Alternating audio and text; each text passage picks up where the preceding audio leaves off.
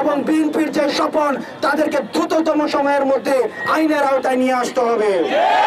নাগরিকের অংশগ্রহণে যে বিপ্লবটি হয়েছে আমরা দেখেছি, আমাদের বিপ্লবকালীন সময়ে, আমাদের গণ অভ্যুত্থানকালীন সময়ে আমাদের সকল শ্রেণী পেশার মানুষ, ছাত্র নাগরিক সবাই রাস্তায় নেমে এসেছিল।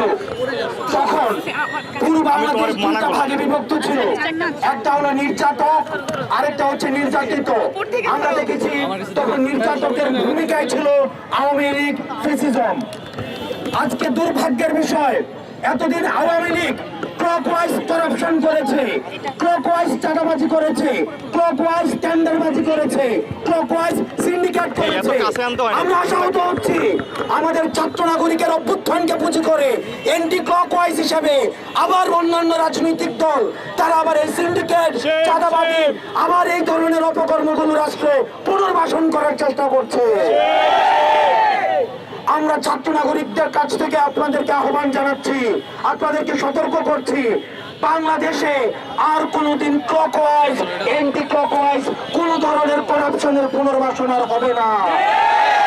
সিন্ডিকেট, চাঁদাবাজি, আমরা যেই জিনিসগুলো প্রতিনিয়ত মানুষের জীবনকে দুর্বিষহ করে তুলেছে সেগুলো স্থায়ী পুনর্বাসন আমরা নিশ্চিত করব। আমরা স্থায়ীভাবে যেভাবে ফ্যাসিস্ট সরকারকে আমরা বর্ডার ক্রস করে পাঠিয়েছি, আমরা ঠিক এই চাঁদাবাজ, দুর্নীতিবাজ, সিন্ডিকেট যারা লালন করে, পোষণ করে, যে কোনো রাজনৈতিক দলের হোক না কেন তাদেরকে আমরা ঠিক সেভাবে আমরা আইনের হাতে সুপর্দ করে দিব। আমরা দেখছি গত কিছুদিন ধরে আন্দোলন পরবর্তী সময়ে বিভিন্ন জায়গায় টোকেন দিয়ে চাঁদাবাজির যে প্রচলনটি আওয়ামী ফ্যাসিজমের সময় ছিল সেটি বন্ধ ছিল। আবার দেখছি এখন বিভিন্ন রাজনৈতিক দলের পৃষ্ঠপোষকতায় বিভিন্ন টেম্পু স্ট্যান্ড, ফেরিঘাটে, কাঁচা বাজারে, রাস্তার মোড়ে, বিভিন্ন ফ্লাইওভারের নিচে আবার বিভিন্ন টোকেন বাণিজ্য শুরু হয়েছে। যারা এই টোকেন বাণিজ্য বিভিন্ন নেতার নামে আপনারা করছেন, বিভিন্ন ব্যানারে ব্যানারে রাস্তাঘাটে আপনারা ছবি তুলিয়ে নেতাকে পিছনে ব্যানার বানিয়ে আপনারা এই টোকেনের টেন্ডার নিয়েছেন, আপনাদেরকে আমরা আইনের হাতে সোপর্দ করব।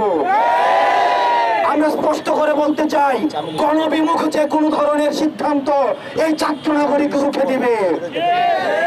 আপনারা জানবেন আজকে যারা আমাদের বন্ধু সাদির উপরে যে আজকে যে নির্যাতনটি চালিয়েছে, যেভাবে নৃশংস যেভাবে নির্যাতনটি চালিয়েছে সেটি হচ্ছে গণমাধ্যমের মুখকে বন্ধ করে দেওয়ার পায় তারা।